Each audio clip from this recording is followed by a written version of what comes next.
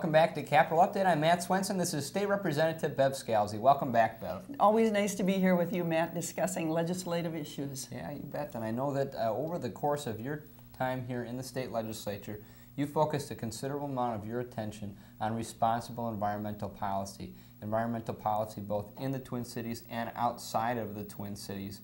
And you've made some real progress in your time here at the legislature, but one bill in particular you've been working on this session would clean up ponds in the neighborhoods that folks back home in your district live around every day.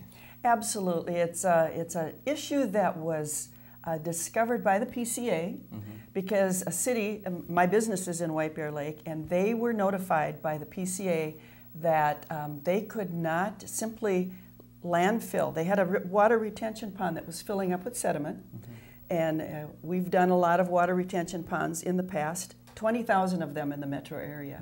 And as they fill up in sediment, with sediment from the 1970s, when we first required them, now we have to empty out those water retention ponds and move that mud out of there so that the pond can hold more water. Otherwise, if it filled up totally with mud, the water would run off, and that's not what we want. We want to this is a clean water issue, so we want to make sure that that water is clean before it goes to our lakes and rivers.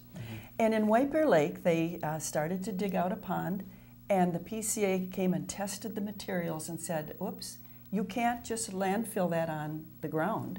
You have to take that to a lined landfill in Rosemount at a cost double what it would take to just put it on the surface somewhere in White Bear Lake and use it as clean fill. It's not clean fill. It's been polluted with a hydrocarbon, and it comes from using coal tar for driveway and parking lot sealant. So Lowe's and Home Depot and Menards have stopped selling these tubs of coal tar. They sell the asphalt product, but not the coal tar. The coal tar has been proven by Austin, Texas, and the USGS, it's a carcinogen. So what's in this mud in the bottom of these ponds, if there's fish in those ponds, they get mouth tumors. So it's definitely something that we have to be careful of, and the best thing we can do is prevent the usage of it. It's the same price, same availability as asphalt.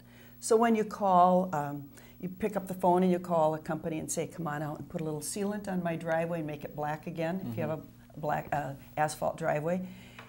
Ask them what type of sealant they use, because there's two types, same price. You want to use asphalt sealant on an asphalt driveway, not coal tar.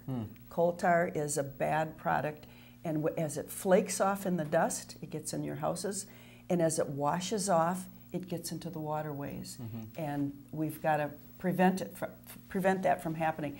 This year I had an informational hearing, and we're in preparation for a hearing next year to maybe prevent the use of it in the state of Minnesota. The state itself does not use it anymore. We've made a law that you can't use it if you're a state agency. So we want to do our part to prevent this product from getting into our waterways. And next year we'll work on everybody else not using it. Because we can use asphalt. It's wonderful. It does the same purpose. It looks nice and black. But we don't want to put coal tar into our water. And I think it's just an important thing to bring up that, you know, a lot of the stuff you do here at the legislature isn't always about immediately passing new legislation. It's about raising awareness around issues because, you know, a lot of folks in your community and across the state are living next to these holding ponds. Every day their kids are ice skating on them in the wintertime. We just don't know what's happening in these ponds. So thank you for bringing this to people's attention. Great. That's what it is. We want to bring it to their attention and do some prevention first. Well, great. Well, thank you for all your work, Representative Scalze. Thanks for tuning in at home. We'll see you next time on Capital Update. Thank you.